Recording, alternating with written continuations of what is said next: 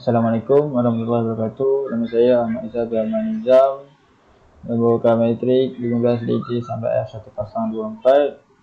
Hari ini saya nak membuat praktikal work 1 iaitu PTP kabel. Okey, untuk yang pertama kita akan pergi ke prepare straight to throat kabel. Kita tekan start. Okay, first kita akan cutkan dia sepanjang 500 mm.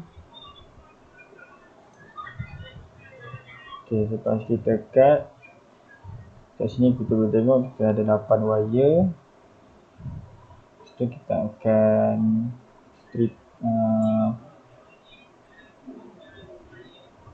straightkan kabel ni.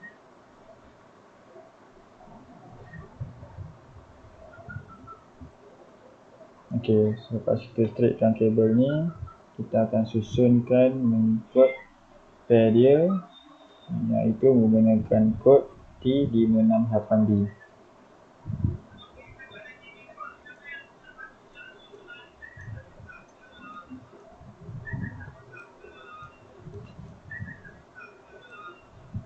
Nanti kita sambungkan balik, kita terangkan, susunkan balik. Macam kita sambung biru.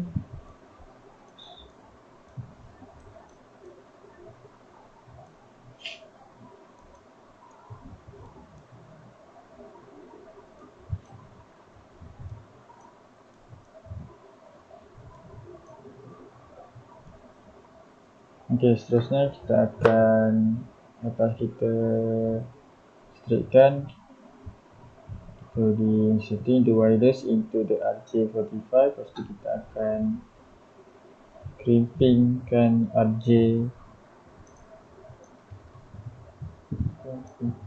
ni. Kita akan clampkan dia. Selepas kita dah clamp, kita akan test the cable. Okey, itu saja untuk bahagian part A. Okey, yang seterusnya iaitu part B untuk preparing a crossover. Kita akan tekan start. Okay, first kita akan cut the RJ45 ni. Lepas kita cut, kita straightkan kabel ni. Lepas straight ni kita akan mengikut T568B, itu kod tadi.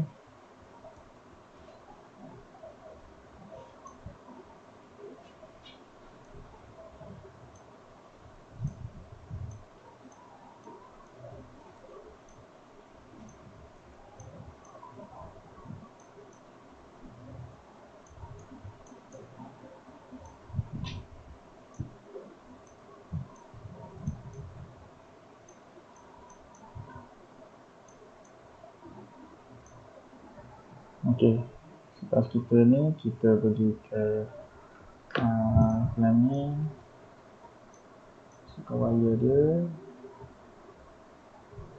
Lepas kita masuk, kita akan clampkan dia. Selepas kita clamp, kita akan test dengan kabel. Okey, kabel berjaya. Okey, first kita akan tekankan tab start. Lepas tu kita akan cutkan, lepas tu kita akan straightkan kabel ni.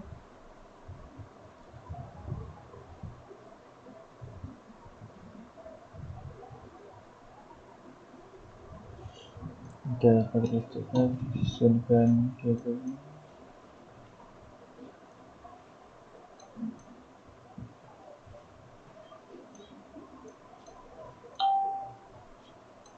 Susunkan kabel.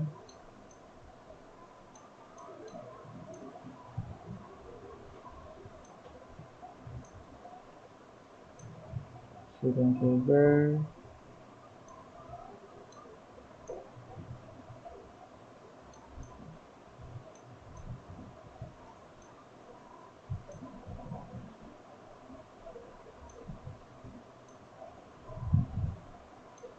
Lepas tu kita akan crosskan over di kabelnya.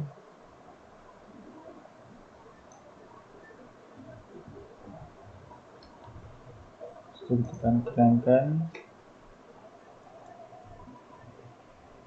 Lepas kita clamp, kita akan try test the cable.